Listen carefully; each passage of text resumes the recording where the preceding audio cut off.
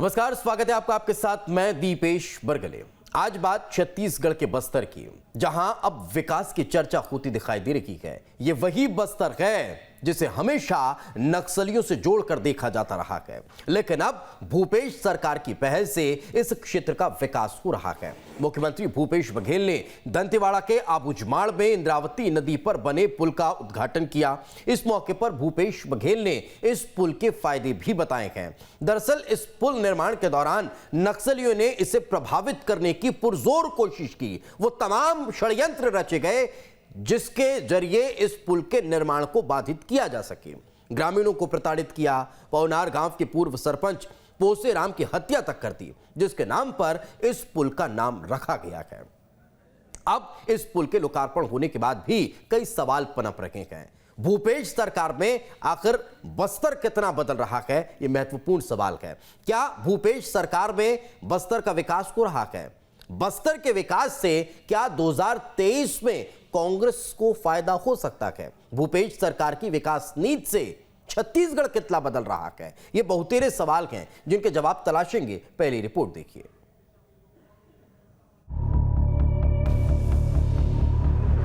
छत्तीसगढ़ का बस्तर एक वक्त नक्सल प्रभावित क्षेत्रों के रूप में जाना जाता था। उस क्षेत्र के रहने वाले लाखों लोग विकास की पहुंच से कोसों दूर थे, लेकिन अब इस क्षेत्र को विकास की नई राह दिखाई जा रही है। छत्तीसगढ़ के मुख्यमंत्री भूपेश बघेल मंगलवार को दंतेवाड़ा पहुंचे। यहां उन्होंने इंद्रावती नदी पर बने पुल का उद्घाटन किया। इस मौके पर सीएम भूपेश बघेल ने कहा कि इस गांव में पहली बार कोई मुख्यमंत्री आया है। इतना ही नहीं, उन्होंने ये भी कहा कि यह कोई साधारण पुल नहीं है। यह पुल सिर्फ 10 गांवों को ही जोड़ने वाला नहीं है, बल्कि पूरे बस्तर को आबूझमाड़ से जोड़ने वाला है। ये पुल उनके लिए है जो इलाज कराने के लिए नदी पार करते थे नाव से, डोंगा से। अब आपके पास 112, 108 आपके गांव तक पहुंचेगा। ये पुल सही मायने में विकास का द्वार है। नए पुल के उद्घाटन और भूपेश बघेल के बयान पर बीजेपी ने क्या कहा है, वो भी सुन लीजिए।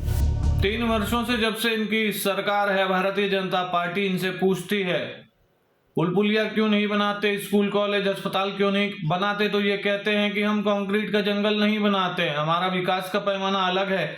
अब पुल बन गया तो तारीफ करने लगे, उसके फायदे गिनाने लगे। देखिए, ये दोहरी मानसिकता नहीं चलेगी।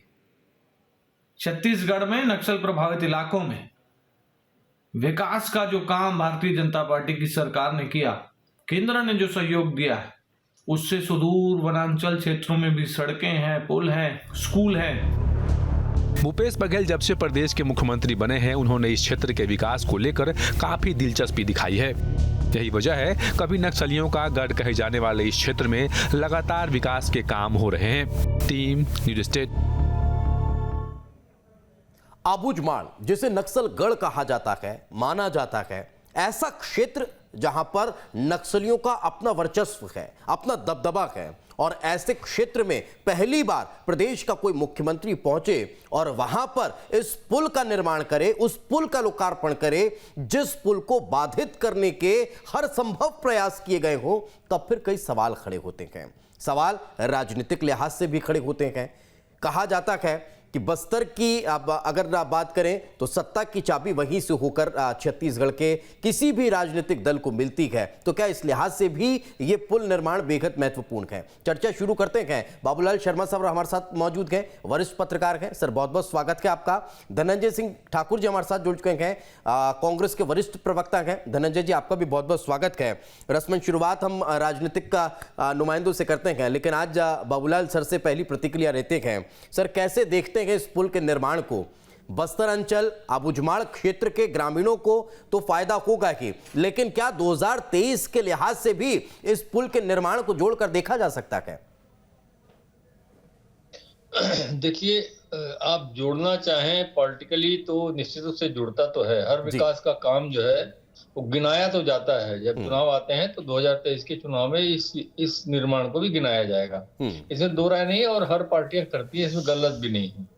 ये तो एक चीज है, लेकिन बस्तर एक ऐसा क्षेत्र है जो बहुत अभाव में जीता है, और वहां अगर विकास के कार्य होते हैं और अच्छी पुल पुलियां बनती हैं तो निश्चित रूप से जो है उसका फायदा होगा और जो नक्सल समस्या है उसके समाधान की ओर भी कदम होगा, मैं ऐसा मानता हूँ जी। और इस सरकार ने जो अभी शुरुआत की है इसकी पुल पुलियों की 2019 में, मुझे याद आता है 2019 में शायद इसका पत्थर रखा गया था, नींव का पत्थर, और उसके बाद जो है ये अभी 22 में बनकर तैयार हो गया। जल्दी बना है, बहुत अच्छा बना है और अच्छी पहुंच है इसमें। लगभग मुझे याद आता है कि 1 दर्जन गांव जो है वो इस नदी में बरसात में पानी भरने से टापू की तरह हो जाते थे और वहां 4-5 गांव के बच्चों को जो स्कूल आते थे उनको बड़ी परेशानियां होती थी, बहुत दिक्कतों का सामना करना पड़ता था। कई बार हमने अखबारों में पढ़ा है कि लकड़ियों के सहारे जो है पुल पार करते थे, नाव के, लकड़ी की छोटी नाव के सहारे पुल पार करते थे, जो खतरनाक होता है। तो उन स्थितियों से निजात मिलेगी और उन बच्चों का जो है, जो भविष्य के हमारे राष्ट्र के बड़े व्यक्ति बन सकते हैं, बड़े नेता बन सकते हैं, बड़े वैज्ञानिक बन सकते हैं, उनके लिए एक अच्छा दिशा बनेगी। और जो स्थितियां हैं, मैं सिर्फ ये पुल नहीं, आप इस पुल की बात नहीं कीजिए, आज उन्होंने जो है एक ट्रीटमेंट प्लांट का भी उद्घाटन किया है जो 54 करोड़ की लागत से बना है जगदलपुर के पास बालीकोंटा में, उसका भी उद्घाटन किया। वो भी छत्तीसगढ़ का पहला ट्रीटमेंट प्लांट।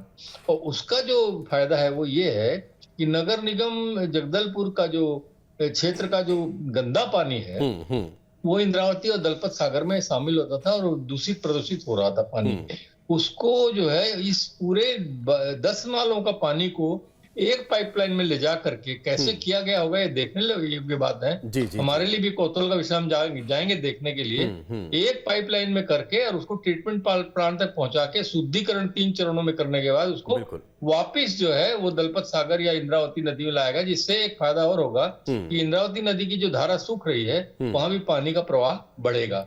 ये सोच है, ये सोच के ऊपर काम करते हैं और इच्छा शक्ति के ऊपर काम होता है। नहीं, बिल्कुल सरकार ने बिना किसी विजन के इस तरह के डेवलपमेंट देखने को मिल सकते नहीं हैं और यही वजह है कि बस्तर जैसे सुदूर अंचल में अब इस तरह के विकास कार्य नजर आ रहे हैं। सर, मैं वापस लौटूंगा आपके पास। डॉक्टर विमल चोपड़ा भी हमारे साथ जुड़ चुके हैं। डॉक्टर साहब, आपका भी बहुत बहुत स्वागत है। धनंजय जी से एक प्रतिक्रिया ले लेते हैं। धनंजय जी, कैसे संभव हो सका इतने कम वक्त में इतनी बड़ी परियोजना को लॉन्च कर देना? देखिए दीपेश जी, मुख्यमंत्री भूपेश बघेल जी एक दृढ़ इच्छा शक्ति वाले मुखिया हैं, जो कहते हैं उसको करते हैं। और निश्चित तौर पर जो आज एक पुल की सौगात मिला है, अबूझमाड़ की जनता उस पुल के माध्यम से अपने तमाम जो दैनिक कार्य उसको पूरा करेंगे। 10 गांव के लोगों को शहर में सहूलियत मिलेगी, बच्चों के स्कूल जाने में सुविधा मिलेगी, एम्बुलेंस जाएगा और उस मार्ग से विकास जो डेवलप जाएगा बुझमाड़ तक। ये भूपेश बघेल जी के दृढ़ इच्छा शक्ति का ही प्रमाण है कि 2019 में शिलान्यास किया गया और आज उसका लोकार्पण किया गया है। इसके साथ साथ आप देखेंगे बस्तर में 109 करोड़ की अन्य परियोजनाओं को भी शुरू किया गया है जी। और जैसे बाबूलाल शर्मा जी ने कहा कि पहला ट्रीटमेंट प्लांट जगदलपुर में बना है और उस ट्रीटमेंट प्लांट से 2 नदियों के साथ साथ वहां की आम जनता को सिंचाई के लिए पानी मिलेगा, पेयजल की सुविधा मिलेगी। जो नदी मृत प्राय हो रही थी उस नदी का वहां पे जीवित होगा। ये निश्चित तौर पर एक दृढ़ इच्छा शक्ति का प्रमाण है और दृढ़ इच्छा शक्ति के धनी मुख्यमंत्री भूपेश बघेल जी हैं। चाहे कुछ अन्य मामले में मैं कह रहा हूं, अगर मैं किसानों की कर्ज माफी की बात कही तो मुख्यमंत्री भूपेश बघेल जी शपथ लेते हैं और चंद मिनटों बाद, घंटों भी नहीं कहूंगा मैं, चंद मिनटों बाद जाते हैं और राज्य के किसानों को कर्ज मुक्त करने की फाइल पर हस्ताक्षर करते हैं। धान की 2500 कीमत देने की बारी आई, एक सेकंड दीजिएगा मुझे। तो हमने पहले बार 2500 रुपए दिया, उसके बाद जब केंद्र सरकार ने उसमें कुछ गतिविधियां उत्पन्न की, अड़ंगा लगाया, तो देखेंगे राजीव गांधी किसान न्याय योजना हमने डेवलप किया, उसके माध्यम से किसानों को 2500 रुपए की अंतर राशि हम दे रहे हैं। तो एक दृढ़ इच्छा शक्ति का प्रमाण है। हमको काम करना है तो करना है, अड़चन बाधाएं आएगी उसमें और उस अड़चन बाधा को कैसे हल करना है मुख्यमंत्री भूपेश बघेल जानते हैं, इसलिए आज बस्तर में सौगात मिलाई है। बिल्कुल, मैं लौटता हूं आपके पास। एक कमेंट डॉक्टर चोपड़ा से भी ले लेते हैं। डॉक्टर साहब, बस्तर क्षेत्र में भी विकास की बयार अगर नजर आ रही है तब तो थोड़ा सा स्वीकार करना होगा, ये वो पुल जिसको लाख कोशिशें की नक्सलियों ने कि ना बन पाए, लेकिन वो भी अब बनकर तैयार हुआ। और अबुझमाड़ क्षेत्र के वो दूरस्थ गांव जहां अब ये हो जाता था कि बारिश के दिनों में कई लोगों की तो जान चली जाती थी डोंगी से नदी पार करने की वजह से, या फिर संपर्क पूरी तरह से कट जाता था, उसके निर्माण से अब विकास तो पहुंचेगा बस्तर क्षेत्र में भी। कैसे देखते हैं डॉक्टर चोपड़ा? देखिए, अच्छी बात है, विकास हो रहा है, लेकिन मैं एक चीज बता देना चाहता हूँ, 109 करोड़ रुपए की राशि कोई बहुत बड़ी राशि नहीं है। मैं यही बताना चाहता हूँ कि इस शासन में छोटी छोटी राशि के काम को बहुत बड़ा बताया जाता है, और इसमें से जितने लोकार्पण हो रहे हैं उसमें से ज्यादातर जो है वो भारतीय जनता पार्टी के शासन में प्रारंभ हुए काम है, और कुछ काम ऐसे हैं जो कि केंद्र सरकार के बालाकोट में अमृत मिशन के लिए आप काम कर रहे हैं। अमृत मिशन केंद्र सरकार की योजना है, ये ध्यान में रखना चाहिए आपको।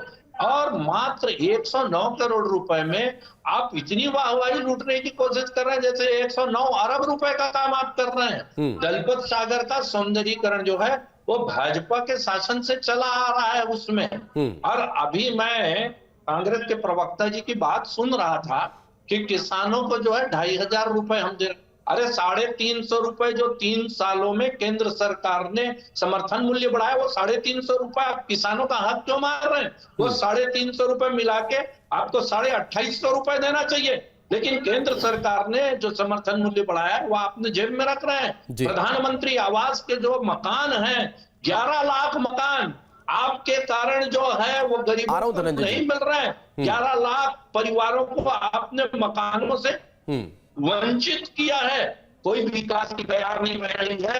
और 109 करोड़ रुपए की राशि जो है, जिसमें आधी जो 41 करोड़ का लोकार्पण हो रहा है, जो भाजपा शासन के 68 करोड़ का आप शिलान्यास कर रहे हैं, ये कब पूरे होंगे आपके शासन में? मैंने आज तक नहीं देखा है कि कोई काम इस कांग्रेस के शासन में 3 साल में प्रारंभ हुआ हो और वो पूरा हो। अरे सर, हो तो गया। आज हम उसी पर तो चर्चा कर रहे हैं कि जनवरी 2019 में जिसकी आधारशिला रखी गई वो जनवरी 2022 में कंप्लीट हो जाए, तो ये तो हुआ ना सर। आप ही तो अपन उसी पर तो चर्चा कर रहे हैं। बाकी और काम जो है, उदाहरण तो ऐसे मिलते हैं। मैं लौट रहा हूं डॉक्टर साहब मैं वापस आपके पास आऊंगा। एक छोटा सा कमेंट धनंजय जी आप कर दीजिए, उसके बाद शर्मा सर से एक टिप्पणी लूंगा। धनंजय जी संक्षेप में।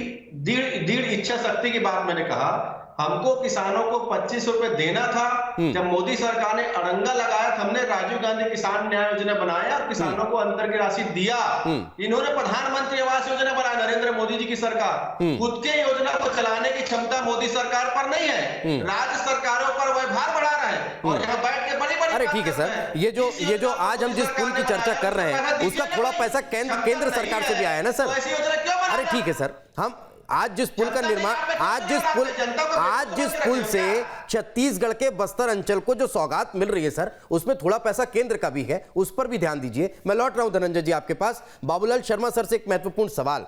सर, नक्सलगढ़ अबुझमाड़, जिसको हम मानते हैं कि नक्सलियों की सबसे बड़ी पनाहगाह के तौर पर अबुझमाड़ को जाना जाता है, इस पुल के निर्माण से क्या अब यह माना जाए कि नक्सलियों के खात्मे के लिए, उस क्षेत्र में विकास पहुंचाने के लिए एक बड़ा उपयोग इस पुल का होगा? एक बड़ी सौगात, एक बड़ी सफलता इस पुल से नक्सली खात्मे को मिलेगी? देखिए, ये सहयोगी होगा जी, पूरा खात्मा हो जाए ऐसा तो मैं नहीं कहता। नहीं, सहयोगी जी, बिल्कुल। लेकिन सफलता के तौर पर हम इस पुल की वजह से जो नक्सल प्रभाव खत्म करने का जो प्रयास होता है, उसके जो चरण होते हैं, उसमें ये एक चरण बढ़ा है और आगे बढ़ा है। यही ऐसे ही आप नक्सल समस्या को समाप्त कर सकते हैं विकास के द्वारा, ये तय है। दूसरी चीजें मैं कुछ सुधार की बात करता हूँ कि अभी भाई साहब ने कहा, विमल चोपड़ा जी ने, कि इससे अमृत मिशन योजना का अंतर्गत पैसा, तो ट्रीटमेंट प्लांट का जो पैसा है वो अमृत मिशन योजना का पैसा है। और भाई साहब ने कहा 109 करोड़ की लागत जो है पुल में आई है, ऐसा नहीं है। 109 करोड़ की तो विकास कार्यों की सौगात आज दी है वहां मुख्यमंत्री ने, जो मेरी जानकारी मैं आपको बता देता हूँ। नहीं, बिल्कुल सही। इस पुल का निर्माण जो है 3,874.26 करोड़ में हुआ है, लाख में। तो मैंने ये एक जानकारी जो मेरी है वो मैं आपको साझा कर रहा हूँ। तो वो 109 करोड़ का तो अन्य विकास कार्यों की योजना दी है अभी आज के दिन।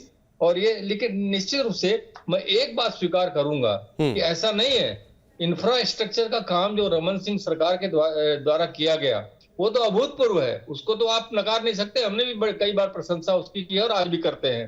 और इंफ्रास्ट्रक्चर के काम में भूपेश बघेल सरकार जो है वो कम रही, जिसकी शुरुआत अब उन्होंने बड़े रूप में कर दी है और नक्सल क्षेत्र से कर दी है। इनका ध्यान जो है वो मैक्सिमम ग्रामीण योजनाओं पर है, ग्रामीण किसानों पर केंद्रित है, महिलाओं पर केंद्रित है, युवाओं पर केंद्रित है। अभी ये इंफ्रास्ट्रक्चर का काम इन्होंने जो है किया शुरू, वो भी नक्सल क्षेत्र से और उसका प्रभाव कम करने के दृष्टिकोण से ये एक प्रशंसनीय कार्य मैं मानता हूं। और निश्चित रूप से जो है सरकारों को इसी तरह जो है नक्सल प्रभावित क्षेत्र में काम करना चाहिए। विकास के कार्य ही नक्सलों को हताश कर सकते हैं, अन्यथा नक्सल समस्या ऐसे चुटकी बजाने से या सिर्फ बंदूक चलाने से शांत होगी ऐसा मैं नहीं मानता। तीनों रास्ते, तीनों मोर्चे खुले रखने पड़ेंगे। बातचीत के रास्ते भी खुले रखने पड़ेंगे, विकास के रास्ते तेज करने पड़ेंगे, और गोली भी लगे तो गोली जहां चलनी होगी वहां चलाएंगे, तब ये समस्या हल होगी। बिल्कुल, मैं लौटता हूं सर आपके पास। डॉक्टर विमल चोपड़ा, एक महत्वपूर्ण सवाल जिसकी शुरुआत की मैंने बाबूलाल सर से की थी, और वो सवाल यही, बस्तर के उस आबूजमाड़ के क्षेत्र में मुख्यमंत्री का पहुंचना, जिस गांव में आज तक कोई सीएम ना पहुंचा हो, छिन्नार का जिक्र हम लगातार कर रहे हैं। दूसरा, दंतेश्वरी माई, बस्तर के साथ साथ पूरे छत्तीसगढ़ की महतारी के तौर पर जिन्हें माना जाता है, जिन पर आस्था छत्तीसगढ़ के साथ साथ बस्तर प्रभावित क्षेत्रों की और बस्तर अंचल के लोगों की बहुत ज्यादा है, उसके विकास की बात करना, उसमें कलश स्थापित करना, मंदिर का जीर्णोद्धार, मंदिर का विकास, इसके साथ साथ बस्तर में आज जो पुल निर्माण हुआ, उस पुल को बस्तर के विकास के लिए प्रवेश द्वार बताना, क्या आपको लग रहा है कि 2023 के लिहाज से जमीन और मजबूत होती दिखाई दे रही है बस्तर के लिए? देखिए, ऐसा है, ये जो पुल है ये 3000 लाख यानी 30 करोड़ का पुल है, तो 109 करोड़ में शामिल है। मैं बाबूलाल जी की जानकारी थोड़ा सा 41 करोड़ का लोकार्पण है और 68 करोड़ का शिलान्यास है। अभी जो सौगात मिली है वो 41 करोड़ की। दूसरी बात मैं बता दूं, धनंजय जी जो बोल रहे थे कि प्रधानमंत्री आवास में केंद्र सरकार पैसा दे तब हम काम करेंगे, केंद्र की योजना है। इसमें जो है 60% जो है केंद्र सरकार दे रहा है, 40% राज्य सरकार। जल जीवन मिशन जो योजना चल रही है जिसमें 50% केंद्र और 50% राज्य, उसको तो आप चला रहे हैं, इसलिए कि उसमें बहुत बड़ी कमीशन खोरी हो रही है, वो टेंडर का काम हो रहा है। और प्रधानमंत्री आवास जो है वो हितग्राही के खाते में जाना है, इनको कुछ मिलना नहीं है। लेकिन जल जीवन मिशन में लाखों करोड़ों का जो है, हजारों करोड़। आ रहा हूँ धनंजय जी आ रहा हूँ मैं आपके पास, एक एक करके सर, धनंजय जी एक एक करके। किया गया इसलिए कि कांग्रेस के भीतर मंत्रियों की आपस में लड़ाई थी। आप एक तरफ कहते हैं कि हम प्रधानमंत्री आवास पूरा पैसा दें, और जितने आप ज्यादा पैसा देना है जल जीवन मिशन उसको क्यों चालू रखें, क्योंकि उसमें भ्रष्टाचार हो रहा है, उसमें लाखों जो करोड़ों रुपए जो है। धनंजय जी आप ही के पास लौट रहा हूँ, आप जवाब दीजिएगा ना सर। अरे आप ही के पास आ रहा हूँ धनंजय जी, आप जवाब दीजिएगा। सिलेंडर जो है आप उत्तराखंड में देने की घोषणा करते हैं और छत्तीसगढ़ के लोगों को क्यों नहीं देते? उत्तराखंड में जाते हैं आप। ठीक है डॉक्टर साहब, मैं लौटता हूँ आपके पास। कई सवाल आपने खड़े किए सर, जवाब ले लेते हैं एक एक करके, वापस आपके पास लौट रहा हूँ। बैठे हुए हैं वहाँ पे आपके मंत्रालय के नीचे में, आपके मंत्री बात करने नहीं पहुँच सकते। ठीक है डॉक्टर साहब, हम मेन विषय से कहीं भटक जाएंगे, लेकिन फिर भी आपके जो सवाल है उनका जवाब धनंजय जी देना चाह रहे हैं। धनंजय जी संक्षेप में फिर एक और महत्वपूर्ण सवाल रहेगा आपसे। निश्चित तौर पर मैंने कहा ना, ऐसी कोई योजना मत बनाए जिसको चलाने की क्षमता खुद नरेंद्र मोदी जी की सरकार में नहीं है। आपने प्रधानमंत्री आवास योजना बनाया, आपने क्षमता नहीं था, आपको जनता को धोखा नहीं देना था। धोखा देना मोदी सरकार का चरित्र है। ये सिलेंडर की बात कर रहे थे, हम उत्तराखंड में 500 में सिलेंडर इसलिए दे रहे हैं कि मोदी सरकार के चलते देश में सिलेंडर 1000 रुपए कीमत मिल रहा है। मैं तो चैलेंज करता हूँ, सर छत्तीसगढ़ वासियों को भी नहीं मिल रहा क्या? इनमें क्षमता है, छत्तीसगढ़ वासियों को सस्ता मिल रहा है क्या धनंजय जी?